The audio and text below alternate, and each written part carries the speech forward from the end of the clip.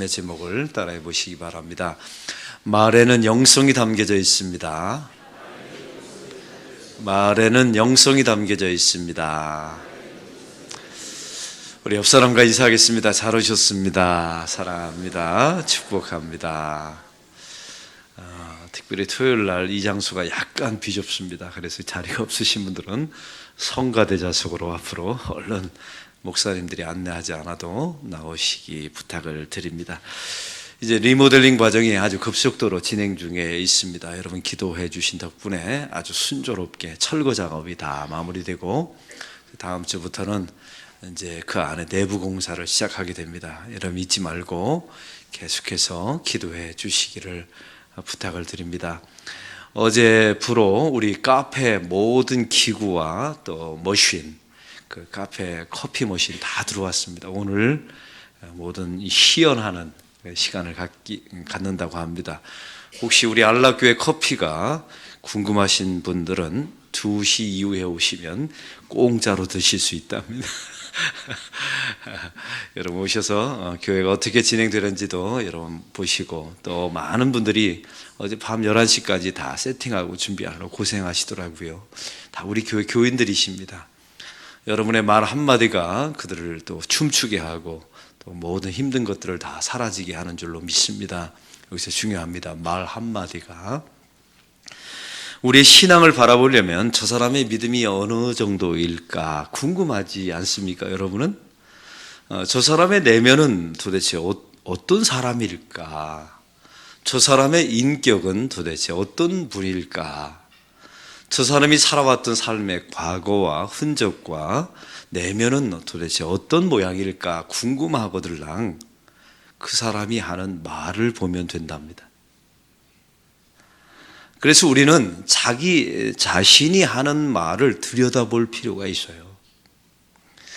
모든 세상에 영성을 연구했던 사람들, 또 심지어 기독교인이 아닌 자기 개발을 하는 사람들, 상담하는 사람들, 치유 사역을 하는 사람들, 이 모든 사람들은 공통적인 훈련을 했는데 자기가 하는 말을 자세히 들여다보는 훈련을 했다는 사실입니다. 여러분은 특별히 내가 무슨 말을 하면서 사는가 의식하면서 자기 말을 점검해 보신 분들이 계십니까? 없다면 여러분은 영성을 고민했던 분들이 아닙니다. 그냥 마구잡이로 살아오신 거죠. 그러니까 세상에 자기 개발을 연구하는 사람들도, 세상에서 좋은 인간관계를 맺고 싶어하는 사람들도 자기가 하는 말을 유심히 들여다본다는데 말이죠. 사랑하는 성도 여러분, 말은 그 사람의 마음을 담고 있습니다. 인격과 믿음을 담고 있고 그 사람의 과거의 흔적을 담고 있습니다. 그래서 그의 내면에 믿음이 있으면 믿음의 말이 나옵니다. 사랑이 있으면 사랑이 있는 말이 나오죠. 여러분, 우리 교인들 가운데 보면 참 말을 너무 예쁘게 하는 분들이 계세요. 근데 그분들이 살아왔던 과거를 보면 예쁜 과거가 있든지 아니면 신앙으로 완벽하게 거듭나든지 둘 중에 하나입니다. 근데 어떤 분들을 보면요, 말을 참 밉게 해요. 그 사람이 나쁜 건 아니에요. 근데 이렇게 말만 하면 어떻게 같은 말을 해도 저렇게 밉게 할 수 있을까 싶은 분들이 있어요. 두 가지 이유 때문에 그렇습니다. 첫 번째는 과거의 모든 상처와 아픔이 그의 말 속에 드러나 있기 때문에 그래요. 그리고 그 말에 대한 훈련을 받아본 적이 없죠. 그리고 중요한 것은 신앙적으로 그 말에 성령과 신앙의 컨트롤을 아직도 말이 받고 있지 않다는 사실입니다. 오늘 성경의 시작은 14절에 이렇게 시작합니다. 다 같이 읽겠습니다. 너는 그들의 이 일을 기억하게 하여 말다툼을 하지 말라고 하나님 앞에서 엄히 명하라. 이는 유익이 하나도 없고 도리어 듣는 자들을 망하게 함이라. 오늘 성경은 이 사도 바울이 에베소 교회 담임 목사로 디모데를 보내면서 강력하게 명령합니다. 말다툼을 하지 말라. 아무런 유익이 없느니라. 아주 강력하게 말씀을 통해서 우리에게 선포하고 있습니다. 사랑하는 성도 여러분, 말이 또 중요한 이유가 있어요. 그 교회의 말의 문화를 보면 그 교회의 성숙도를 알 수가 있어요. 그 교인들이 한 개인이 아니라 그 공동체가 어떤 말을 하는지, 예를 들면 그 교회 안에 축복하고 격려하고 덕담하는 문화, 아주 엄청난 고급진 문화입니다. 가장 좋은 문화는 유모의 문화가 있는 교회, 예배, 사람들. 이거는 억만금을 주고도 바꿀 수 없는 엄청난 값어치의 문화예요. 여러분, 식탁 안에서 제가 만났던 유대인이나 제가 만났던 아주 품격 있는 가정들은 아버지, 어머니와 자식들이 가정에서 식탁을 할 때, 식사를 할 때 한 가지 룰을 정했더라고요. 재미난 이야기를 한 가지씩 하기. 그래서 보니까요, 자녀들이 얘기를 하는데 재미가 없어요. 그런데 다 웃어줘요. 애도 그걸 알아요. 내가 오늘 이 유머가 먹힐지 안 먹힐지. 근데 부모가 까르르 웃어주는 겁니다. 여러분에게 묻습니다. 이런 가정은 될까요, 안 될까요? 왜 확신이 없으세요? 여러분, 좀 마음이 뜨끔하시죠? 여러분, 그래서 그 가정의 문화를 그렇게 바꾸는 사람들은 그런 아이가 또 자기의 조직이나 교회나 공동체에 들어가서 다른 사람을 웃게 해요. 묻습니다. 그런 아이의 승질이 빠를까요, 느릴까요? 빨라요. 상사들이 그런 거 유심히 보거든요. 여러분, 목사도요, 우리 부목사님들을 유심히 봅니다. 어두운 사람은 싫어요. 그리고 참 걱정이 됩니다. 앞으로 목회를 어떻게 할까? 여러분, 웃는 얼굴이 50점을 먹고 들어간다는데 목회. 야, 저렇게 얼굴을 어둡게 하고 무슨 복음을 기쁘게 전할 수 있을까 싶어요. 여러분, 그래서 웃는 얼굴, 웃으면서 사역하고 유머가 있는 사역자들은 어떻게든 키워주고 싶고 소개해주고 싶고 책임져주고 싶고, 이런 마음들이 목사의 마음에도 있는데 여러분, 세상 사람들에게 왜 없겠냐는 말입니다. 이 에베소 교회 안에 말로 다투는 일이 있었나 봅니다. 그래서 사도 바울은 강력하게 말합니다. 말로 사람들과 싸우지 말라라고 말합니다. 여러분, 여기는 두 가지 의미가 있습니다. 말로 싸움을 걸지 말라라는 의미이고요. 또 한 가지, 말로 상대방을 이기려 들지 말라. 어떤 사람들의 언어 습관을 보면 다른 사람을 자꾸만 말로 꺾으려 드는 사람들이 있어요. 이게 굉장히 안 좋은 습성이나 아주 천박한 문화라는 겁니다. 이런 공동체가 되면 그 교회나 가정은 아주 급속도로 망가진다는 거예요.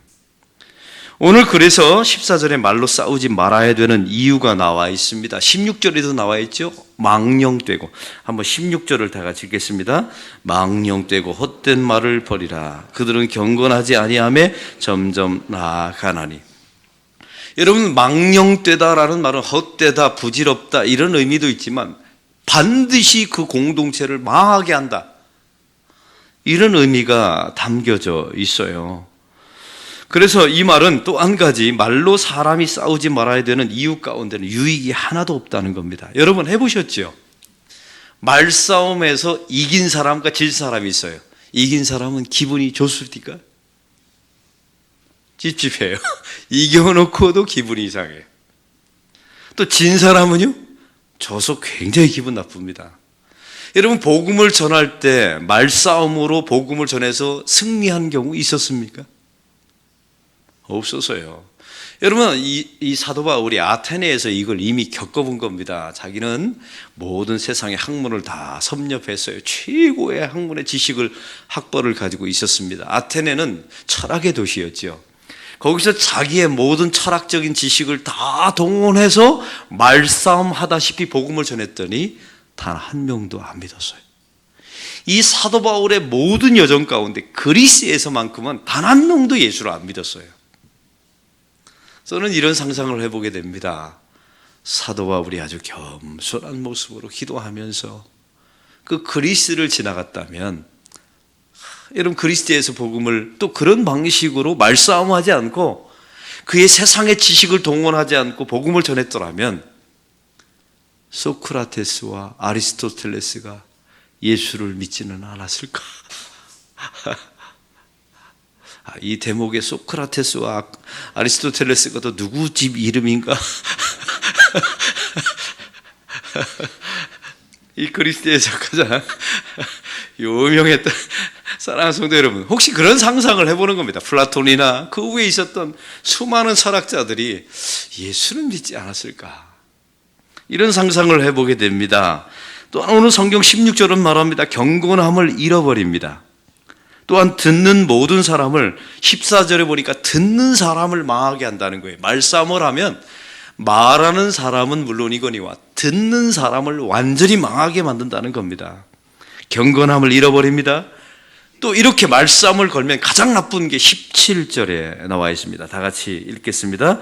그들의 말은 악성 종양이 퍼져나감과 같은데 그 중에 바네와 빌레도가 있느니라. 이런 악성 종양이 뭔지 아시죠? 암덩어리라는 겁니다. 성경이 이런 용어를 썼어요. 이 말싸움을 걸고 이기려 들고 꺾으려 드는 사람은 이건 암덩어리 같은 존재이다 하면서 두 사람의 이름을 쓰는데, 이 두 사람은요 독특한 특징이 있어요. 교회는 다니는데 교회 공동체 안에서 말싸움에 능한 사람이었어요. 여러분 이걸 잊지 마세요. 교회 안에서 말싸움으로 이기려 드는 사람은 성경의 저주의 인물로 기록될 수도 있다는 사실을. 여러분 왜냐하면 이유가 있어요. 그들의 인생이 저주받은 인생이기도 하지만 교회를 저주하는 일이 되기 때문에 그래요. 말싸움으로 교회 공동체, 가정 안에서 말싸움으로 이기려 드는 것은 자기의 가정을 무너뜨리고 저주하는 것과 똑같다는 겁니다. 이런 사람의 길은 결코 가지 말라고 이 후메네오의 이름을 성경이 기록해 놓은, 성경에 꽝 찍어 놓은 겁니다. 이런 길 가지 말라고. 이건 반드시 망하니까. 저는 우리 교회에 이런 기도 제목이 있었어요. 이렇게 리모델링 하면서 두 가지 기도 제목 기억나시죠? 하나님, 이 좋은 건물이 우리의 힘으로 삼지 않게 하옵소서. 예수님을 우리 교회 자랑과 힘으로 삼게 하옵소서. 할렐루야. 두 번째는 이 교회의 건물에 맞는 우리의 문화를 가져야 돼요. 이제 여러분 꼭 잊지 마세요. 이렇게 좋은 건물에 거지꼴로 사면 여러분이 거지라는 게 아니에요. 거지의 문화, 거지의 생각, 거지의 사고방식을 가지고 살면 이 건물은 추해집니다. 그래서 항상 이 하드웨어가 좋아지면 항상 뭐가 따라줘야 돼요? 소프트웨어. 우리는 너무 잘 알아요. 다만에는 소프트웨어가 좋아져야 돼요. 그래서 저는 기대하는 바가 있어요. 여러분이 나쁘다는 게 아닙니다. 지금 이런 하드웨어 속에서 이 정도 버텨낸 건 잘하신 거예요. 이제 이렇게 좋은 건물 속에서 좋은 문화, 그 중에 좋은 말의 문화를 우리 교회가 갖추어야 부흥되게 될 줄로 믿습니다. 여러분 교회의 그릇은 크기입니다. 그 담아낼 수 있는 그릇이에요. 여러분 그래서 좋은 말의 문화가 있을 때 많은 교인을 담아내게 될 줄로 믿습니다. 제가 어제 백양로 교회에서 집회가 있었어요. 우리 총회가 주관하는 평신도 부흥 집회가 있어서 갔는데 이렇게 많이 모이지는 않더라고요. 금요 철야들이 다 교회마다 있는 교회가 있어서 많이 못 모였습니다. 근데 총회장님이 오셔서 이제 제가 개인적으로도 잘 아시는 그런 총회장님인데, 이분은 설교를 잘 그렇게 유창하게 하는 분은 아니에요. 이민식 목사님의 아들이십니다. 예전에 유명한 노량진 교회 원로 목사님의 아들이시고 미국에서 20년 동안 목회하시다가 평촌교회 담임으로 오셔서 교회가 많이 부흥했어요. 하드웨어도 좋지만 근데 참 이상한 게 있어요. 이분의 설교는 별로 우리가 보기에 단 한 번도 저분이 우리의 설교의 모델이다 이렇게 우리가 생각한 적이 없는 목사님이에요. 근데 그 교회가 3,000명이 넘었어요. 지금 한 4,000명 정도 모이는 교회인데, 제가 어제 보면서 가까이서 이제 설교하는 걸 처음 보면서 두 가지를 알게 됐어요. 항상 설교하는데 웃는 얼굴이, 이분의 얼굴이 야 은혜가 되대요. 여러분 그게 무슨 의미인지 아시겠어요? 또 한 가지, 이분이 말을 그 설교 중에서 딱 한 번 웃겼어요. 근데 이렇게 옆 사람과 인사를 시킨 겁니다. 제가 적어왔어요. 그래서 잘생긴 것이 죄가 된다면 당신은 사형입니다. 한번 이 대목에 웃지 않는 분은 되게 많이 하셔야 돼요. 여러분 이게 문화가 이미 여러분 이게 여러분 이 대목에 제가 그래서 또 백양로 교회에서 쫙 봤어요. 근데 끝까지 안 웃는 종족이 있더라고요. 참 기가 막혀요. 여러분 어떻게 이럴 수 있나? 그래서 참 불행하다. 여러분 웃기지 않느냐? 아재 개그가 있어도 웃어주는 문화. 이게 고급 문화이고 그게 그 가정을 살려요. 여러분 옆 사람과 인사 한번 해보는데 이제 훈련하는 겁니다. 잘생긴 것이 죄라면 당신은 사형입니다. 한번 해보세요.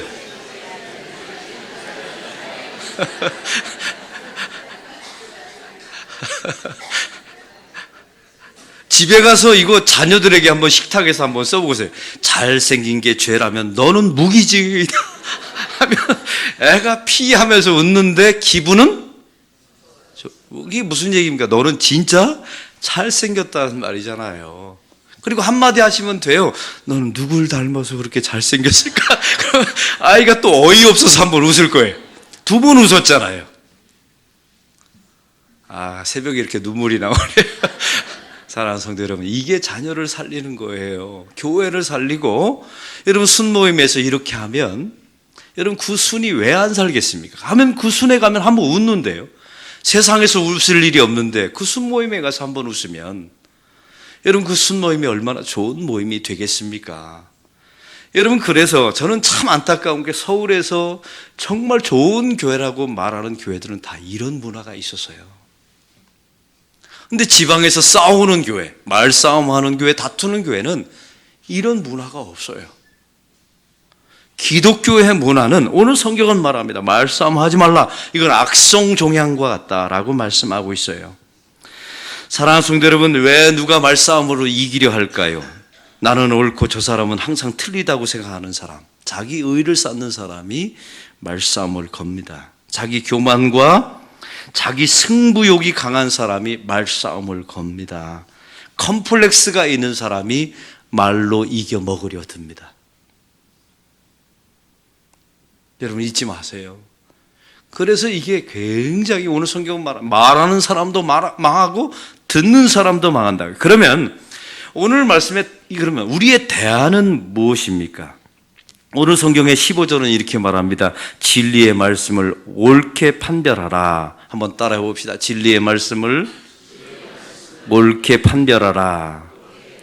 이게 원문에 봤더니 이렇게 나와 있습니다. 하나님의 말씀을 하나님의 말은 무엇입니까? 말씀이잖아요. 이 말을 바르게 받아들이고 이해하고 해석하고 적용하고 그것으로 나의 마음을 채우랍니다. 여러분 사람은 내 안에 좋은 말을 만들어낼 능력이 있어요? 없어요? 없어요. 우리는 좋은 말을 만들어내는 공장이 없어요. 죄인이기 때문에. 그래서 외부의 좋은 말을 내 안에 채워야 된답니다. 아까 말씀드렸잖아요. 어제 부흥 집회 가서 그런 좋은 유머의 말을 제가 적어왔잖아요. 그 제 안에 없는 거였거든요. 와서 채워서 여러분에게 나눠주잖아요. 제 안에 만든 게 아닙니다. 저도 죄성이 있어서 이런 걸 만들어낼 수 있는 능력이 없어요. 오늘 성경의 내용은 그렇습니다. 하나님의 말을 이해하고 판별해서 내 마음과 내 입에 채우랍니다. 그럼 입을 열면 뭐가 나와요? 하나님의 말이 나와요. 당신을 사랑합니다. 축복합니다. 당신을 위해서 기도하겠습니다. 당신은 하나님의 자녀입니다. 이런 말들이 나온다는 거예요. 여러분 이렇게 해야 교회가 고급진 말의 문화, 여러분의 가정이 고급진 하나님의 말의 문화가 된다는 거예요. 여러분 이게 1대, 2대, 3대만 내려가 보세요. 제가 분명히 약속합니다. 그 가문은 감당할 수 없는 하나님의 축복을 받게 될 거예요. 이 말의 문화 하나만 바꿔도 말이죠. 사랑하는 성도 여러분, 그래서 우리는 자기 자신을 하나님 앞에 드리기를 힘쓰라라고 또한 15절에 말합니다. 이 말은 이런 거예요. 하나님, 나는 귀한 도구입니다. 귀한 도구이니까 아무 말이나 하지 않게 하옵소서. 여러분 우리가 왕의 의복을 입고 쌍스러운 말을 하면 어울려요? 안 어울려요? 여러분 저는요 설교를 하고 나면 항상 제 아내에게 경고를 먹습니다. 여보, 오늘 이 언어는 설교의 언어로 합당하지 않아요 라고 단어를 하나 찍어요. 내용은 비평하지 않더라고요. 제 아내가 좋은 점이 제 설교에 은혜를 받아요. 오늘 좋았다고 항상 얘기하는데, 항상 그 한 단어는 그 설교에 어울리지 않는다, 너무 세다, 그리고 교인들이 잘못하면 상처 입을 수 있다 라고 말합니다. 그럼 저는 음매 기주고 하고 고칩니다. 고치려고 해요. 우리도 마찬가지입니다. 자기의 언어를 들여다보셔야 돼요. 살펴보시고 내 가정과 교회를 망하게 하는, 이 허망하게 하고 회방하는 이런 언어가 있는가 없는가를 확인하셔서 그걸 빼시고 하나님의 말로 채우셔야 합니다. 여러분, 이렇게 되면 성도는 믿음이 좋아지고 그 사람을 통하여 교회가 좋아지고, 우리 교회가 이 좋은 건물에 어울리는 말의 문화가 우리 교회 안에 있게 될 줄로 믿습니다. 여러분, 너무 욕심나지 않았어요? 그런 말의 문화가 여러분의 식탁에, 가정에 있기를. 그래서 저는 저희 아내가 있으니까 저희 적용을 얘기할게요. 제 식탁에 앉으면 우리 아들들에게 재미난 이야기를 하나 하려고 온갖 유머집을 찾아서 한 가지씩 얘기했어요. 그랬더니 이게 아재 개그가 되는 겁니다. 처음엔 안 웃어주다가 나중에는 웃어주더라고요. 그래서 아이들이 밝아지는 모습들이 생겨났어요. 그래서 옛날에 어두웠던 얼굴이 두 아들이 약간 밝아졌어요. 이건 저희 가정의 예입니다. 여러분의 가정 안에서도 이 아빠들이, 아버지들이 아재 개그를 잘하기를 축원합니다. 그러면 재미없어도 나중에 자녀들이 웃어주고, 여러분 그렇게 되면 어떤 교회 가면요, 한 담임 목사님이 그랬답니다. 똑같은 유머, 예화를 했더니 교인들이 그러더라 합니다. 지난주에 들었던 예화입니다. 그러더래요. 이 교회는 안 될 교회. 근데 어떤 교회는요, 처음 들은 것처럼 계속 웃어주는 교회. 여러분, 이게 습성이 되었다고 한번 생각해 보세요. 여러분 주변의 사람들에게 에이 그거 내가 어제 라디오에서 들었는데 이러면 완전 파장되는 겁니다. 둘 다 망하는 거예요. 말하는 사람도 면목이 없고 듣는 사람은 말해놓고 이게 비난이 되잖아요. 처음 듣는 것처럼 웃어주고 박장대소 해주면, 여러분 이런 문화가 기독교의 문화라는 거예요. 하나님의 말로 채우십시오. 다시 한번 따라해 보겠습니다.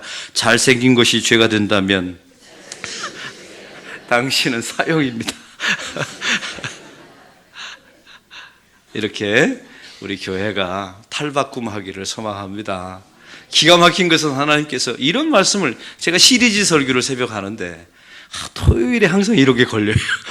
그래서 올커니 하나님, 올커니 하나님 이러면서 저 자신도 바뀌고 우리 교회도 바뀌는 역사가 일어나게 될 줄로 믿습니다. 여러분 내일 카페 한번 들어가 보세요. 호텔 카페보다 훨씬 잘 돼 있어요. 제가 서울에서 얼마나 많은 행사로 호텔을 가봤겠습니까? 호텔로 그랜드 피아노도 놓여 있어요. 흰색. 우리가 산 거 아니에요. 우리 교회 납품했던 이 그랜드 피아노 업체가 카페를 보여주니까 목사님, 우리 그랜드 피아노 흰색을 전시하면 안 되겠습니까? 그러더라고요. 당연히 오케이. 그래서 물어봤어요. 공짜냐 돈이 드냐? 공짜래. 야, 우리는 공짜로. 여러분 환경이 너무 좋으니까 그랜드를 갖다 놔요. 가서 보세요. 흰색 그랜드가 다 놓여 있고요. 아주 멋진 환경이 되어 있습니다. 이에 걸맞는 우리 교회 문화. 그래서 어제 소그룹실에서 교육자 세미나를 처음 했어요. 카페에서. 외부의 성민교회 목사님들하고 우리 부목사님들하고 함께 세미나를 하는데 어떻게 이렇게 좀 아름다운 공간이 나오냐? 우리는 본래 그렇다. 제가 이렇게 말하면서 어제 아주 즐거운 하루가 되었습니다. 이런 교회가 되기를 소망합니다. 오늘 말씀을 놓고 기도